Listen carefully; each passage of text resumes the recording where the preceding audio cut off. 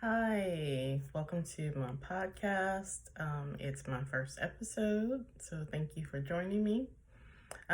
Today, I am going to speak on a subject that is near and dear to my heart.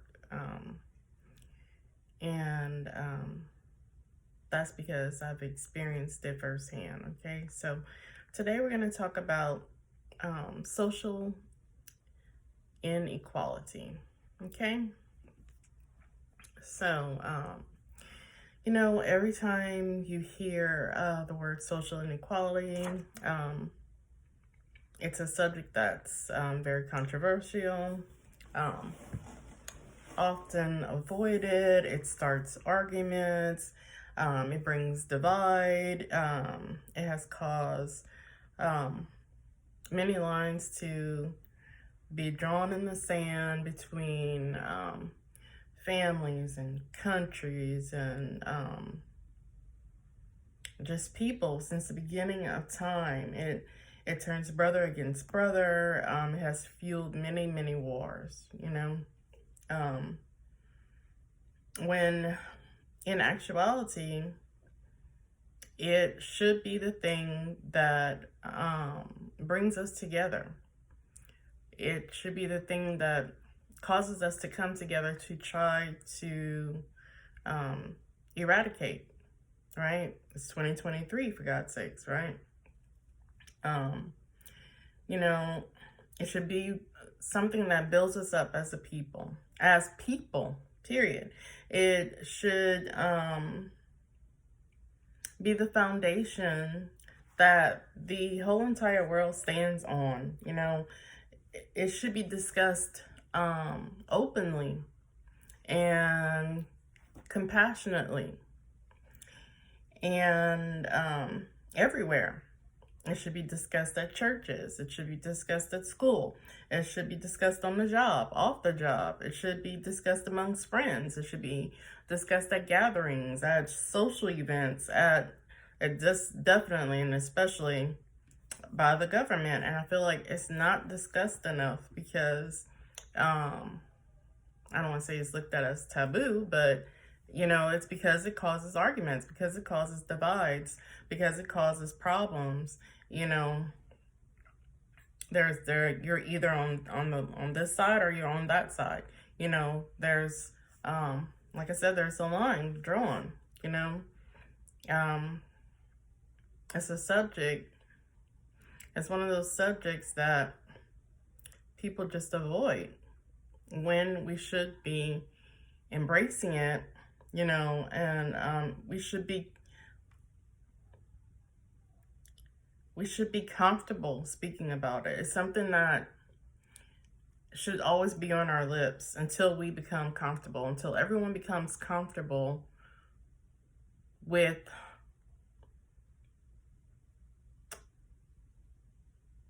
being uncomfortable about social inequality. Yeah, that's what we need. We need to become comfortable speaking about being uncomfortable, right? And we need to be speaking up against it. You need to be uncomfortable about it, but in the right way. People are uncomfortable about it because it brings up arguments, but we need to be bothered. We need to be uncomfortable. We need to be upset. We need to talk about it and be upset because of it, not because of, we're on either side of it. There is only one side, and that's the right side. And that is the side that says we all should be treated equally. We're all created equally. That's what it says, like, there should be no line for anyone. You know what I mean? Like we're all the same. Like, and maybe once we all become comfortable with talking about it, it will bring us peace, the peace that God wants for all of us, because it's people who choose war. You know, it's, free will. It's people who choose war. It's people who choose to cause a divide. It's people who make that choice to treat people differently because of the color of their skin. And sometimes even, not that's not the subject of today, it's racial, but that factors into it about financial status. Even people treat people differently. And sometimes the racial inequality, or rather, people that are being treated unequally, who are like minorities, are financially,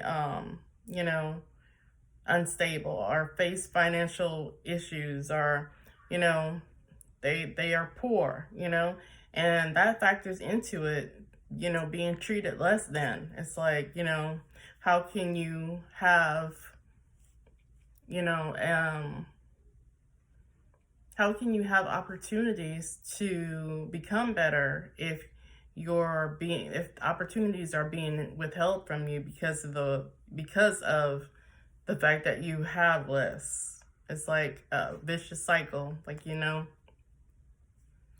it's it's a vicious cycle, and it's been going on for a long time. And I honestly, um, you know, I am a minority, of course, obviously. And I've been on both sides of the conversations, come from, not like poor family, but, I come from humble beginnings. But I've been around, doctors and lawyers and, nurses, are people who, because I myself was a nurse for 20 years, people who make money, people who have money, and how both sides, you know, can see it. But there's there is no reason to treat people who have less than you as a lesser person. God created all of us. Not one of us did he say was better than the other. At no time did he say, if you're rich, or, if your skin is lighter, if you have better hair, if you have better clothes, if you have more money in your bank account. At no time did he say that makes you better. You're the better person, that's it. No question about it. No. He said he made us all equal, and in fact, that brings to mind the golden rule: do unto others as you would have them do unto you. And in short, that means to treat people the way you want to be treated, and that means no matter what color you are, no matter what tax bracket you're in, you treat people as you would want them to treat you. Because what you don't know is, it's almost like there's so many interracial couples, and a lot of people, even in, the back in the slavery times, we're having, biracial kids. And not only have, so many of us who are, biracial, not me myself, but, of course we all have, I was gonna say I'm a bit of a mutt because I have a mix of a lot of things. But at the same time, the thing is, that it's almost like karma, that you're treating someone bad because they're a minority, and then your grandkids are minority, or your niece or your nephew, or you know what I mean, or your child marries somebody who's a minority, and you've been treating people bad all your life because of that, and now you have to eat those words. You don't want that for that person that's related to you. Well, hopefully, but anyway, it's, the golden rule is something that we all need to follow. It's something that is taught in all religions, even if you're not religious, you've heard of the golden rule. You know what I mean? Even in school, we learned that in kindergarten, so you don't go running around taking everybody's things and beating up everybody, you know what I mean? You learn right from wrong right at the beginning, And like I said, you're taught that in religion. People who claim to be religious, people who are Christian, lots of people who attend church faithfully. I mean, some, they go to church every Sunday. Some go to Bible study twice a week, 2 or 3 times a week, Some who can quote the Bible backwards and forwards, But when the golden rule comes up, it's crickets. They have they don't have anything to say. they forget about that. But we call it the golden rule, but it's actually in the Bible, and it's called golden for a reason. I think it's like one of the most important rules that God gave us, because if you, I don't know why I'm getting emotional, but if you do that one thing, like, that would improve life for everyone's, like, immensely. Like, if you just did that one thing, if you just treated everybody like you wanted to be treated, if everyone did that, like, that would, like, unless you want to be treated badly because, you're traumatized or you have some kind of issue, you know what I mean? But if everyone did that, if everyone followed the golden rule, it would eradicate all the problems that we have, all the evil, all the, racial injustice. If you, just put yourself in someone else's shoes, but people don't do that, they, like I said, they forget about that. Whenever they see a person of color approaching them, no matter where they are, it could be at their job, it could be at the store, the grocery store, it could be at the park, the golden rule goes out the door. It goes out the window. It's gone, because they see us, and it's like immediately they see the worst person that they met of color. Like, if they have some memory or, of someone that's done them wrong in the past that was of color, or someone in the past that was of color who, hurt a loved one, or who stole from them, or, lied to them, cheated them, whatever that may be, whatever their situation that may be. As soon as they see someone of color, that's what they see. And when I say person of color, I just want to say that that is a blanket statement for all minorities. Okay, so I'm not just speaking about, blacks or African Americans. I'm speaking about everyone of color, Yeah,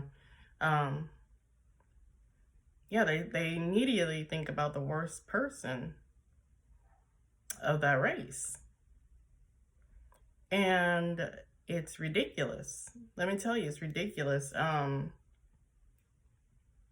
I just want people who are not black or African American to realize, yellow, red, and brown, all minorities alike. I know a lot of people like to think that they are not affected by this, and it doesn't qualify. They don't qualify for the, racial inequality. They're not treated like less than. You just don't see it. Because trust me, I worked in a hospital, and I worked with people nurses, doctors even. People who take oaths to treat everyone the same, to treat them, to help you, to help people. And there's racial slurs that are said when you turn your back, you know. And I'm not talking about the funny ones where, you know, people like to make jokes, you know what I mean? Because, like, we all make jokes, you know what I mean? But I mean, like, rude. Yeah, you're not exempt.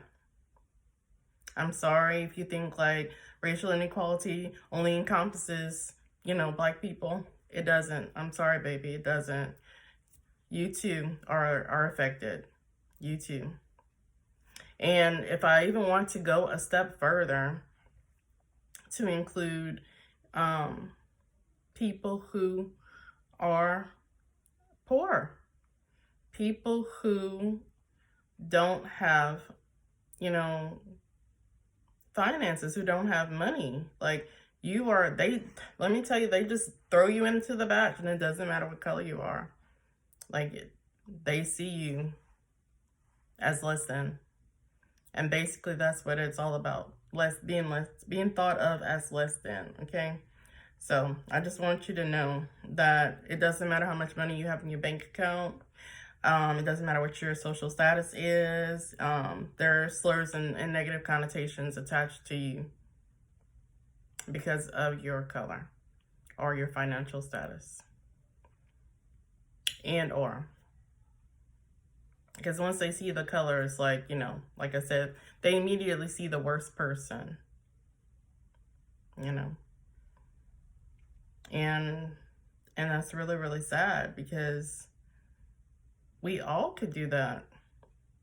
We've all of us, every single one of us, have encountered someone of some race that is not our own who has treated us less than, who has been cruel or evil, even hurtful, unkind.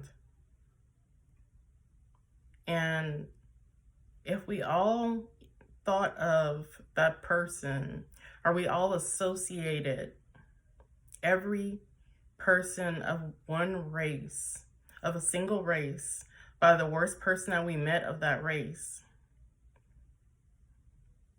like, that would be, like, so, I don't want to say profoundly, like, just profoundly sickening, profoundly unjust, profoundly unfair, just ridiculous. We cannot do that, and people need to stop doing that. Everyone is different. We're not all the same. You know, it's like a blanket that you put over, you know, a whole race of people for, you know, one or two people, you know, that you've met that, you know, you disliked. And that's one of the reasons why the world is filled with so much hate right now. It's like, you hate someone before you even speak to them. You see them and you already have a problem. You already have a problem with them. They haven't even said one word to you. And you already have a problem. And therein lies the problem. Yeah. So, and I just want to remind, you know, everyone, like, that, you know, I love everyone. Okay?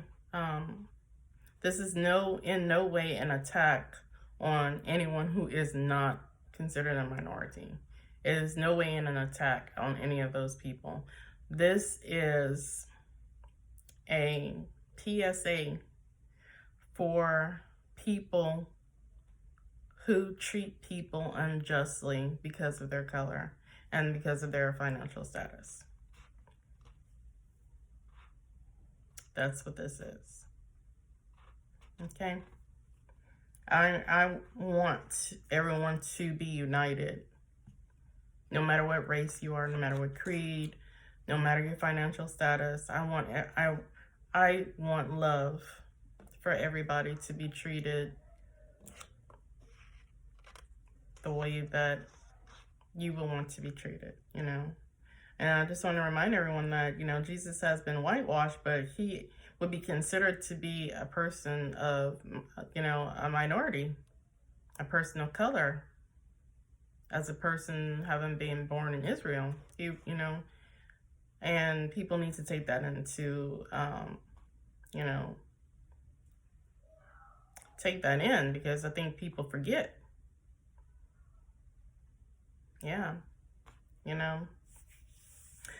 God says, the first shall be last and the last shall be first, you know. And I think that, you know, people need to remember, when you're treating people less than just because of the color of their skin or their financial status, or rather lack thereof, you know, we will all have to face divine judgment one day from God, you know, because this, you know, it's evil, you know, and it's not going unseen.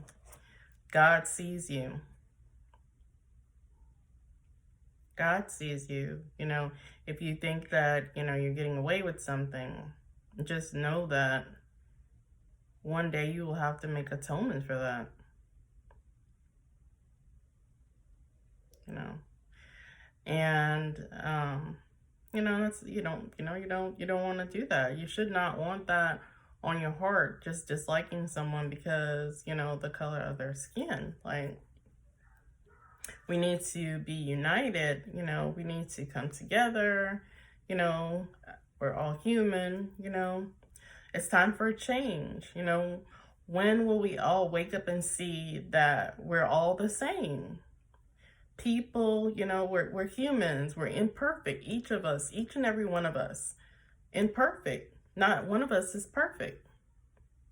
Not one of us, you know. And we're all capable of good or evil. But it's time to stop choosing the latter. It's time to take a stand and do what's right. You know, we all just want to belong. We all want to be seen. We all want to be heard. We all want to matter. You know, people of color have the same desires as everyone else, you know,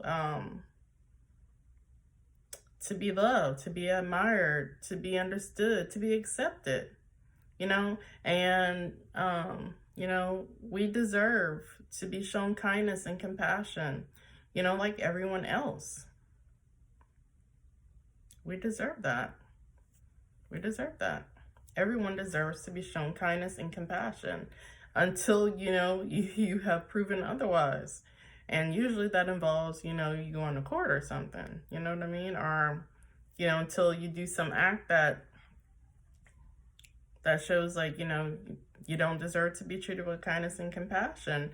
And I mean, I'm still going to treat everybody like that. Even if they're hateful to me, I'm still going to be kind, you know. Like I said, you know, I was a nurse for like 20 years. I've taken care of all kind of patients. I've taken care of patients who were, you know, handcuffed to the bed, you know, with the police officer in the room. I treat that person with kindness because that's my job. I treat that person with kindness because that's what God wants me to do. I'm not there to judge them. It was not my job to judge them. That's between them and God, you know, and maybe them in the courts, you know. And I'm not giving them, you know, I'm not condoning, you know, what they do. I'm just saying I treat people the way I want to be treated, regardless of their social status or the color of their skin, you know. And that's what we all need to do, you know. Going forward, I just want you all to know that, you know, your stance on racial inequality or the lack thereof, you know, says more about you than it says about minorities. It's like, so when you're like treating somebody bad, you know, like when I was working in the hospital and we have a patient that would come in, and, the nurse would start to kind of degrade the patient, you know. And, maybe it was a patient that was a frequent flyer who, tended to be rude or whatever, at times. But, you know, it's not for you to treat people bad because they're sick. You know what I mean? When people are sick, they're not themselves. You know what I mean? So it's like, that said more about the nurse than it said about the patient. Like, I'm not gonna sit there and, judge the person who was sick because they're sick. We don't know what they're like when they're not sick. But you're not sick, and you're being rude and hateful. So it's just more about you than it says about the minority, Just know that the message that you're sending to the universe is one of hate and indifference. And it will be reciprocated in your own life, in your own lives. If you never heard that, like, it's this thing called karma. Like, what you put out, you get back. So if you're sitting there putting out a bunch of hate and a bunch of, indifference and cruelty and anger, bitterness, hateful, loathing, that's what you're going to get back. It's time to take a stand, and I feel like we all need to be the change that you want to see. Be the change you want to see. And, I know some people don't want change. Like, maybe you don't want change. But I just want you to know that if you just sit by and do nothing, you're just as guilty as the person that's doing it. You're just as guilty, We all need to stop going along just to get along, It's time to stand up and make a difference. Make it count. Do what's right. Do what's right. Because this other stuff's not working. It's not working,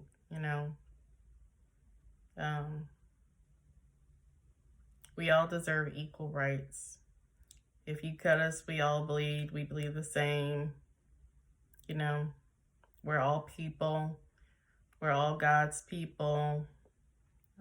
He created all of us, and we need to treat each other as such. Okay?